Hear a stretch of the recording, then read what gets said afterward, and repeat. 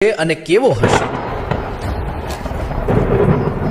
કળિયુગનો અંત નજીક છે પાર્થ. કલ્કી પુરાણ અને ગરુડ પુરાણમાં એવી વાતો લખાયેલી છે જે તમામ મનુષ્યના રોંગટા ઊભા કરી દેશે. આ કળિયુગના અંતના દ્રશ્યની માત્ર કલ્પના કરતા જ મનુષ્યનું મન ભય અને આશ્ચર્યથી ભરાઈ જશે. આ યુગ એટલો ભયાનક હશે કે તમારા હૃદયને ઝંઝોડી નાખશે. પરંતુ આ કોઈ કાલ્પનિક વાર્તા નથી, એક હકીકત છે. આ પવિત્ર ગ્રંથોમાં લખાયેલી વાતો આપણને આવનારા સમયની ભયંકર સત્યતાથી અવગત કરાવે છે. એ જ કારણ છે કે વિદ્વાનો કહે છે કે શાસ્ત્રોનો અભ્યાસ માત્ર આસ્થાનો વિષય નથી, પરંતુ ચેતવણી છે, જેથી આપણે વર્તમાનમાં આપણા આચરણને સુધારી શકીએ. આજે આપણે એ જ વિષય વિગતે જાણીશું અને તમને કહીશું. અમારી વિનંતી છે કે આ માહિતી અંત સુધી સાંભળો અને અમારો સાથ આપતા રહો, કારણ કે કહેવાય છે ભગવાનની કથાને ક્યારે અધૂરી ન સાંભળવી જોઈએ. એ મનુષ્ય માટે પાપનું કારણ બની શકે. અને જે પણ લોકો ભગવાનની કથાને અંત સુધી સાંભળી સાચા દિલથી લાઈક સબસ્ક્રાઇબ કરે છે, એના ઘરમાં પ્રભુની કૃપા હંમેશ માટે રહે છે. કળિયુગના અંતની વાર્તા જાણતા પહેલા સૃષ્ટિના ચક્રને સમજવું જરૂરી છે. 4 યુગો, સત્યયુગ, ત્રેતાયુગ, દ્વાપર યુગ અને કળિયુગ. વચ્ચેનો તફાવત જ આપણને સમજાવે છે કે કેમ સમય સાથે ધર્મ અને સત્યની શક્તિ ઓછી થતી જાય છે અને પાપ તથા અધર્મનો પ્રભાવ વધતો જાય છે. સૌથી પહેલા આપણે તે વાર્તા જાણીશું જે આ ગ્રંથોમાં વર્ણવાયેલી છે. ત્યારબાદ અમે તમને તે તમામ રોચક અને ભયાનક દ્રશ્યો જણાવીશું જે કલિયુગના અંતમાં ઘટશે. આ કથાઓમાં માત્ર ભવિષ્યનું ચિત્ર નથી, પણ આ સંદેશ છે કે માણસે પોતાના વિચારો અને કર્મો પર નિયંત્રણ કેવી રીતે રાખવું જોઈએ. તો અમારી સાથે જોડાયેલા રહો, કારણ કે આ યાત્રા માત્ર જ્ઞાનવર્ધક નહીં, પણ તમને ઊંડે સુધી વિચારવા માટે પણ મજબૂર કરશે. હિન્દુ શાસ્ત્રોમાં કલિયુગની આયુ 4,32,000 વર્ષ માનવામાં આવી છે. આ વિગતો ભાગવત પુરાણ, વિષ્ણુ પુરાણ, લિંગ પુરાણ અને અન્ય ગ્રંથોમાં મળે છે. કળિયુગની શરૂઆત મહાભારત યુદ્ધ પછી દ્વાપર યુગના અંતે માનવામાં આવે છે. વર્તમાનમાં અંદાજિત 5,000 વર્ષ વીતી ચૂક્યા છે અને હજી પણ લગભગ 4,27,000 વર્ષ બાકી છે. આ ગ્રંથોમાં કળિયુગના લક્ષણો, માનવ વર્તન અને તેના અંતના સંકેતોનું વર્ણન છે, જે આપણને આ યુગના પડકારો પ્રત્યે સચેત કરે છે. ચાલો વિના વિલંબે સાંભળીએ કળિયુગના અંતની પવિત્ર કથા. મહાભારતના યુદ્ધની સમાપ્તિ પછી જ્યારે ધર્મરાજ યુધિષ્ઠિર હસ્તિનાપુરના સિંહાસન પર આસીન થયા, ત્યારે તેમના મનમાં સૃષ્ટિના ભવિષ્ય વિશે અનેક પ્રશ્નો અને ચિંતાઓ ઊભી થઈ. દ્વાપર યુગ હવે સમાપ્તિ તરફ હતું અને કળિયુગના આગમનના સંકેતો સ્પષ્ટ દેખાવા લાગ્યા. યુધિષ્ઠિરને ભય સતાવતો હતો કે આવનારા યુગમાં માનવ જીવનનું સ્વરૂપ શું હશે, ધર્મની સ્થિતિ કેવી રહેશે અને સત્યનું શું થશે. તેમના મનમાં એ પ્રશ્ન પણ ઊભો થયો કે શું આવનારા લોકો ધર્મ અને અધર્મમાં ભેદ કરી શકશે કે માત્ર મોહ અને લોભમાં ફસાઈ જશે. આ ચિંતા દૂર કરવા માટે તેમણે પોતાના 4 ભાઈઓ ભીમ, અર્જુન, નકુલ અને સહદેવ સાથે ભગવાન શ્રી કૃષ્ણનો પરામર્શ કરવાનું નક્કી કર્યું.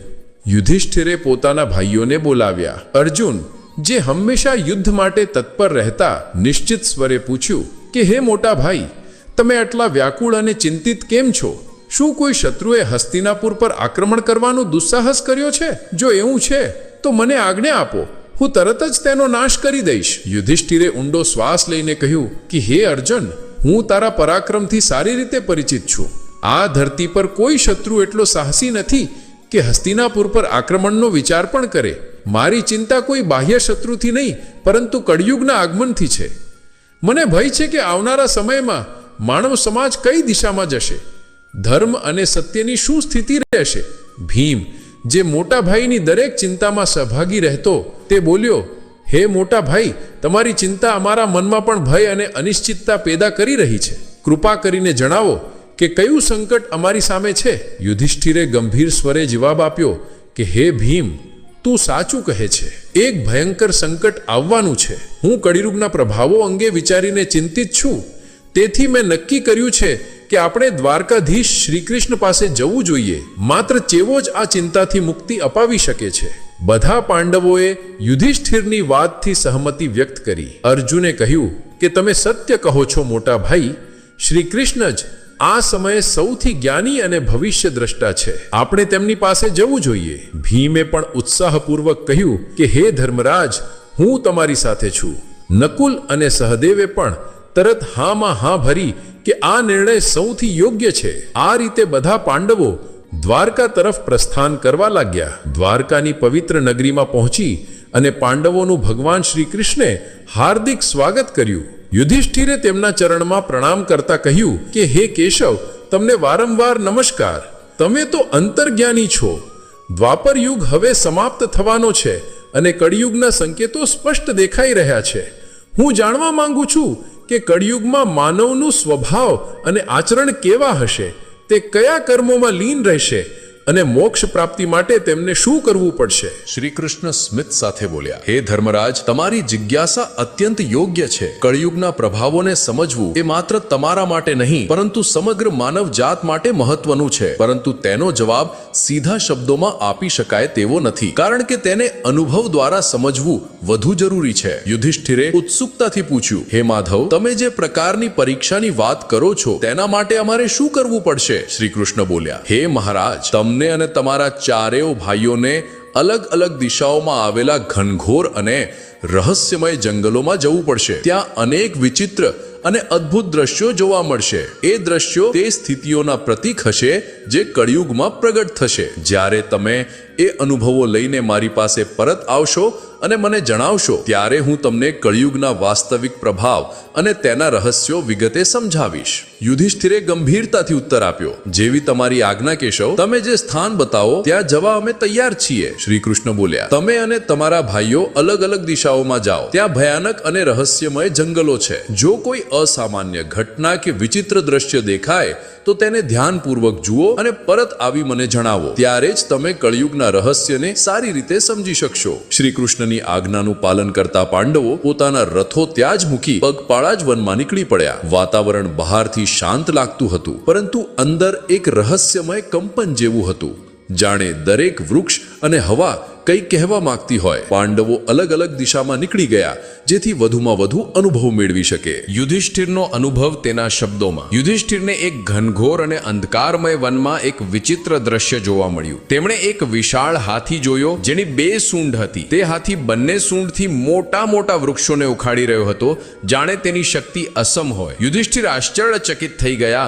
અને વિચારવા લાગ્યા કે આ અસામાન્ય દ્રશ્ય કયો સંકેત આપી રહ્યું છે. અર્જુનનો અનુભવ. અર્જુન એક શાંત અને સુંદર વનમાં પહોંચ્યો, જ્યાં હરિયાળી અને પક્ષીઓનો મધુર કલરવ વાતાવરણને સુખદ બનાવી રહ્યો હતો. આ શાંતિ વચ્ચે તેમણે અચાનક એક વિચિત્ર દ્રશ્ય જોયું. તેની સામે એક વિશાળ પક્ષી હતું, જેના પાંખો પર વેદોના અંશો લખાયેલા હતા. તે પક્ષી દેખાવમાં પવિત્ર અને જ્ઞાનનું પ્રતીક લાગતું હતું, પરંતુ જહાં એ જ ક્ષણે એ પક્ષીએ એક મૃત જીવનું માંસ ખાવાનું શરૂ કર્યું. અર્જુન ઊંડા વિચારમાં પડી ગયો. એક તરફ પવિત્ર વેદ જ્ઞાન અને બીજી તરફ હિંસા તથા માંસાહાર. આવો વિરોધાભાસ કેમ? ભીમનો અનુભવ. ભીમ એક લીલાછમ ઘાસના મેદાનમાં પહોંચ્યા, જ્યાં ગાયોનું મોટું ધણ ચરી રહ્યું હતું. ત્યાં તેની નજર એક અદ્ભુત પરંતુ પીડાદાયક દ્રશ્ય પર પડી. એક ગાયે તાજા જન્મેલા વાછરડાને મમતામાં એટલું ચાટ્યું કે વાછરડું લોહી લુહાણ થઈ ગયું. ભીમ સ્તબ્ધ રહી ગયો. આ કેવી મમતા કે જે પોતાના જ બાળકને ઈજા અને દુઃખ પહોંચાડે છે? સહદેવનો અનુભવ. શાંત જળાશય પાસે પહોંચ્યા, જ્યાં 7 કૂવા સીધી રેખામાં બનાવેલા હતા.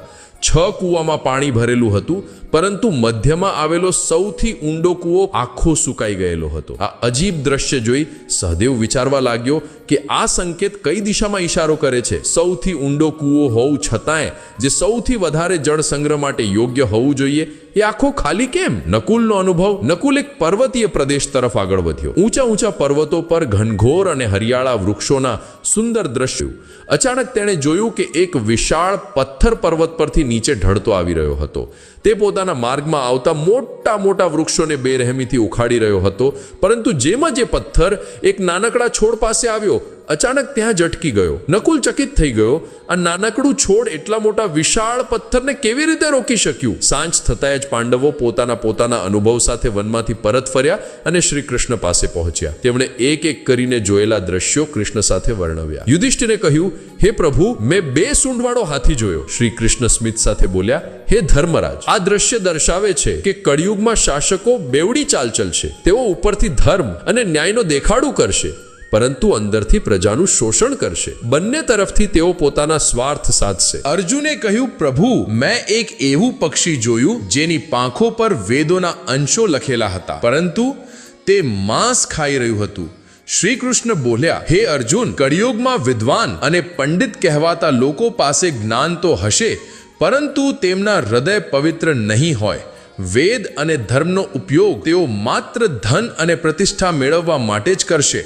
તેમનું આચરણ જ્ઞાનના વિરુદ્ધ હશે. ભીમે બોલ્યો, પ્રભુ, મેં જોયું કે એક ગાયે પોતાના વાછરડાને એટલું ચાટ્યું કે તે ઘાયલ થઈ ગયું. શ્રી કૃષ્ણ બોલ્યા, હે ભીમ, કળિયુગમાં માતા પિતાનું અતિ સ્નેહ બાળકો માટે બંધન બની જશે. તેઓ પ્રેમ તો આપશે, પરંતુ એ પ્રેમ બાળકોને આત્મનિર્ભર બનવાથી રોકશે. મમતાનો અતિરેક પ્રેમ પણ પીડાનું કારણ બનશે. સહદેવે કહ્યું, પ્રભુ, મેં 7 કૂવામાંથી વચ્ચેનો સૌથી ઊંડો કૂવો સંપૂર્ણ સુકાયેલો હતો, જ્યારે બાકીના 6 કૂવામાં પાણી હતું. શ્રી કૃષ્ણ બોલ્યા, હે સહદેવ, કળિયુગમાં લોકો બહારથી સમૃદ્ધ અને ધનિક દેખાશે, પરંતુ અંદરથી કરુણા અને સહયોગની ભાવના નહીં હોય. પડોશમાં કોઈ ભૂખ્યો તરસ્યો મરી રહ્યો હશે, ત્યારે પણ લોકો આંખ મીચીને પોતાના સ્વાર્થમાં ડૂબેલા રહેશે. આ સ્વાર્થ પૂર્તિ જ કલિયુગની સૌથી મોટી ઓળખ હશે. નકુલે કહ્યું, પ્રભુ, મેં એક વિશાળ પથ્થરને પર્વત પરથી ગબડતા જોયો, જે માર્ગમાં આવતા મોટા મોટા વૃક્ષોને ઉખાડી રહ્યું હતું, પરંતુ એક નાનકડા છોડે તેના સામે આવીને તેને રોકી દીધો. શ્રી કૃષ્ણ બોલ્યા, હે નકુલ, આ દ્રશ્ય દર્શાવે છે કે કળિયુગમાં ધન, શક્તિ અને સત્તા કોઈને પણ વિનાશથી બચાવી શકશે નહીં, પરંતુ જો કોઈ વ્યક્તિ સચ્ચા મનથી ભગવાનનું નામ લે અને ભક્તિમાં સ્થિર રહે, તો તે નાનકડા છોડની જેમ દરેક સંકટને રોકી શકે છે. આ જ ભક્તિ આ યુગમાં માનવનો સૌથી મોટો સહારો બનશે. આ પ્રસંગ અહીં સમાપ્ત થાય છે, પરંતુ ગરુડ પુરાણમાં એક પ્રસંગ આવે છે કે ગરુડજીએ ભગવાન વિષ્ણુને પ્રશ્ન પૂછ્યો કે હે પ્રભુ, 4 યુગોમાં સત્યયુગ, ત્રેતાયુગ, દ્વાપર યુગ અને કલિયુગ, આ ચારેમાં કળિયુગને સૌથી ભયંકર કેમ માનવામાં આવે છે? તેના અંતના શું સંકેતો હશે અને આ યુગ કઈ રીતે સમાપ્ત થશે? ભગવાન વિષ્ણુએ ઉત્તર આપ્યો કે હે ગરુડ, કળિયુગમાં અધર્મ, સ્વાર્થ અને પાપનો બોલબાલો રહેશે. તેના અંત સમયે કેટલાક વિશેષ સંકેતો પ્રગટ થશે જે સૃષ્ટિના વિનાશ તરફ ઇશારો કરશે. આવો એ 5 મુખ્ય સંકેતોને સમજીએ. પહેલો સંકેત, માનવ આયુનો ક્ષય અને ઘટાડો. કળિયુગના અંતિમ તબક્કામાં મનુષ્યનું આયુષ્ય અત્યંત ઓછું થઈ જશે. સરેરાશ જીવન માત્ર 20 વર્ષ સુધી સીમિત રહેશે. લોકો 12 વર્ષની ઉંમરે જ વૃદ્ધાવસ્થાના લક્ષણો બતાવવા લાગશે. વાળ સફેદ, ચહેરા પર કરચલીઓ અને શરીર રોગોથી પીડિત હશે. આ શારીરિક પતન માત્ર શરીરનું જ નહીં, પરંતુ જીવનશૈલી અને નૈતિકતાનું પણ પરિણામ હશે. અસ્વસ્થ આહાર, અનિયમિત દિનચર્યા અને તણાવથી લોકો શારીરિક માનસિક રીતે નબળા બનશે. સ્ત્રીઓ 8-9 વર્ષની ઉંમરે જ સંતાનને જન્મ આપવા લાગશે, પરંતુ દુર્બળતાને કારણે બાળકોનું પાલન પોષણ સારી રીતે નહીં થઈ શકે. બાળકો કુપોષણ અને નબળાઈથી પીડાશે, જેથી આવતી પેઢીઓ સતત આસક્ત અને રોગી બનતી જશે. પારિવારિક અને સામાજિક માળખું ડગમગી જશે. લોકો ભૌતિક ઈચ્છાઓમાં એટલા ફસાઈ જશે કે સંબંધો અને પરિવાર પ્રત્યે ઉદાસીન બની જશે. આ સંકેત બતાવે છે કે અંત સમયમાં માનવની શારીરિક માનસિક શક્તિનું પૂર્ણ પતન થશે. સમાજમાં અશાંતિ અને આક્રોશ વધશે. પારસ્પરિક પ્રેમ વિશ્વાસ તૂટશે અને માત્ર સ્વાર્થ જ જીવનનો આધાર બનશે. આ પરિસ્થિતિ ચેતવણી આપે છે કે જો સંતુલિત જીવનશૈલી અને નૈતિકતાનું પાલન ન થયું તો આવતી પેઢીઓ અંધકારમાં ડૂબી જશે. બીજો સંકેત, સ્ત્રીઓની પતિવ્રતા લુપ્ત થશે. કળિયુગના અંતમાં નૈતિકતા અને ધર્મનો એવો પતન થશે કે પતિવ્રતા સ્ત્રીઓ લગભગ લુપ્ત થઈ જશે. એક સ્ત્રી ઘણા પુરુષો સાથે સંબંધ સ્થાપિત કરશે, જે સમાજમાં નૈતિક પતન અને પારિવારિક બદલાવનો સૌથી મોટો સંકેત હશે. ત્યારે લગ્ન અને સંબંધોની પવિત્રતા સમાપ્ત થઈ જશે. લોકો પૂજાપાઠ, શ્રાદ્ધ, અંતિમ સંસ્કાર અને લગ્ન જેવા સંસ્કારોમાંથી સંપૂર્ણપણે વિમુખ થઈ જશે. જળની અછતને કારણે લોકો સ્નાન કરવાનું બંધ કરી દેશે, જેથી માત્ર શારીરિક સ્વચ્છતા જ નહીં, આધ્યાત્મિક પવિત્રતાનો પણ નાશ થશે. આહારની આદતોમાં ભારે ફેરફાર થશે. માંસાહારનું પ્રભુત્વ રહેશે અને ફળ, શાકભાજી, અનાજ જેવા સાત્વિક આહાર દુર્લભ થઈ જશે. વસ્ત્રોમાં પણ ભૌતિકતા જોવા મળશે. લોકો ચમકદાર, ફાટેલા, તંગ અને ભડકીલા કપડાં પહેરશે, જે આંતરિક સાધના અને આધ્યાત્મિકતાથી દૂરીને દર્શાવે છે. સમાજનું વાતાવરણ સ્વાર્થ, લોભ, છેતરપિંડી અને કપટથી ભરાઈ જશે. સંબંધોમાં વિશ્વાસનો અભાવ રહેશે અને લોકો માત્ર પોતાની સુવિધાઓ અને ભૌતિક ઈચ્છાઓ માટે જીવશે. ધર્મ અને કર્તવ્યોથી વિમુખ થઈ તેઓ માત્ર સાંસારિક સુખોની જ શોધમાં રહેશે. આ સ્થિતિ સામાજિક અવિશ્વાસ, અશાંતિ અને અનૈતિકતાને વધુ પ્રોત્સાહન આપશે. તેથી ગરુડ પુરાણ શીખવે છે કે માત્ર ધર્મ અને નૈતિકતા જ સમાજને સ્થિર અને સૌહાર્દપૂર્ણ બનાવે છે. ત્રીજો સંકેત, વૃક્ષોનું ફલહીન થવું. કળિયુગના અંતિમ સમયે પ્રકૃતિ પર ભયંકર સંકટ આવશે. વૃક્ષો ફળ અને ફૂલ આપવાનું બંધ કરી દેશે અને માત્ર શમીનું વૃક્ષ જ જીવંત રહેશે. લોકો લગભગ પૂર્ણપણે શાકાહારનો ત્યાગ કરીને માંસાહાર પર આધારિત થઈ જશે. તામસિક અને રોગકારી આહારને કારણે લોકો અલ્પાયુષ્યમાં જ ગંભીર રોગોનો શિકાર બનશે. ગાયોની પૂજાનું મહત્વ સમાપ્ત થઈ જશે. લોકો તેમને માત્ર દૂધ અને માંસ માટે પાળશે. આ સંકેત પ્રકૃતિ પ્રત્યે માનવની બેદરકારી અને અંધાધૂંધ શોષણનું પરિણામ છે. વનોની અનિયંત્રિત કાપણી, પ્રદૂષણ અને કુદરતી સંસાધનોના દુરુપયોગથી પર્યાવરણનું સંતુલન બગડી જશે. વૃક્ષોનું ફલહીન થવું અને હવામાન અસંતુલનથી સમાજમાં ભોજનનો ભારે અભાવ ઊભો થશે. લોકો ભૂખ અને કુપોષણથી પીડાશે અને આવતી પેઢીઓ સતત નબળી બનતી જશે. આ પરિસ્થિતિ ચેતવે છે કે પ્રકૃતિનું સંરક્ષણ અને તેના પ્રત્યે સન્માન જ માનવ અસ્તિત્વને બચાવી શકે છે. ચોથો સંકેત, અલ્પવર્ષા. કળિયુગના અંતિમ ચરણમાં વરસાદ અત્યંત ઓછો થઈ જશે. ખેતરોમાં અનાજનું ઉત્પાદન લગભગ બંધ થઈ જશે. થોડું ઘણું અનાજ ઉપજશે તો પણ તે રસહીન અને પોષક તત્વોથી રહિત હશે. ફળોમાંથી મીઠાશ અને રસ ગાયબ થઈ જશે. લોકો ભોજન અને પાણી માટે તરસશે ત્યારે માત્ર બકરીઓનું દૂધ જ એકમાત્ર સહારો રહેશે, જે કુદરતી સંસાધનોની ભયંકર અછત દર્શાવે છે. આ પરિસ્થિતિ સામાજિક અને આર્થિક સંકટને વધુ ઊંડો કરશે. લોકો જીવનની મૂળભૂત જરૂરિયાતો, ભોજન અને જળ માટે સંઘર્ષ કરશે. ખેતી અને કૃષિ કાર્ય સંપૂર્ણપણે સ્થગિત થઈ જશે. તેના પરિણામે સમાજમાં ભૂખમરો, અશાંતિ અને હિંસા વધશે. આ સંકટ સૂચવે છે કે પર્યાવરણ વિનાશ અને માનવની બેદરકારી જ આવનારા સંકટોનું મૂળ છે. ગરુડ પુરાણ આ પ્રસંગ દ્વારા યાદ અપાવે છે કે પ્રકૃતિનું સંરક્ષણ, સંતુલિત જીવન અને ધર્મપાલન જ માનવતાને બચાવી શકે છે. ત્યારબાદ ભગવાન વિષ્ણુ અને ગરુડજીનો આ પ્રસંગ સમાપ્ત થાય છે. હવે જાણીએ કે કળિયુગનો અંત કઈ રીતે થશે. કળિયુગના અંતનો સૌથી ભયાનક સંકેત એ હશે કે 7 સૂર્યોનો ઉદય થશે. ભગવાન વિષ્ણુ પોતે સૂર્યની અગ્નિમય કિરણોમાં વિરાજમાન થઈ સમગ્ર પૃથ્વીનું જળ શોષી લેશે. 7 સૂર્યોના તીવ્ર તાપથી નદીઓ, સમુદ્રો, તળાવો, નહેરો, જળાશયો બધું સુકાઈ જશે. પૃથ્વી પરનો દરેક જીવ, દરેક વૃક્ષ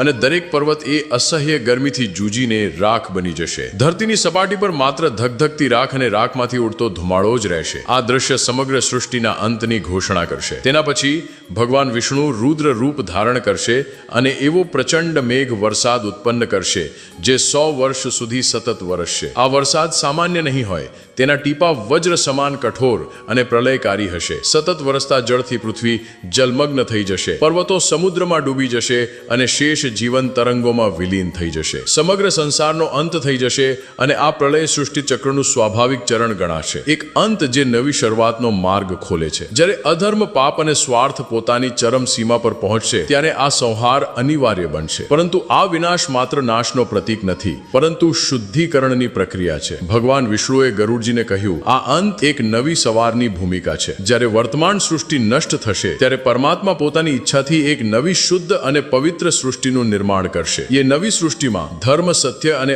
આધ્યાત્મિકતાનું પુનરુત્થાન થશે. માત્ર એ જ પ્રાણીઓ ત્યાં સ્થાન પામશે જેણે ધર્મ અને સત્યનું પાલન કર્યું હશે. આ સંદેશ શીખવે છે કે પરિસ્થિતિ કેટલી વિકટ કેમ ન હોય, ધર્મ અને સચ્ચાઈનો માર્ગ ક્યારેય છોડવો ન જોઈએ, કારણ કે એ જ માર્ગ પ્રલયના અંધકાર પછી આવનારી નવી સૃષ્ટિમાં સ્થાન અપાવે છે અને જીવનને સાર્થક બનાવે છે. તો મિત્રો, આ હતી કળિયુગના અંતની દૈવીય ભવિષ્યવાણી, જે આપણને ધર્મ અને સત્યના માર્ગ પર ચાલવાની પ્રેરણા આપે છે. જો તમને આ જ્ઞાનવર્ધક કથા સારી લાગી હોય તો લાઈક કરો અને તમારા પરિવાર સાથે શેર કરો અને આવા જ રહસ્યમય અને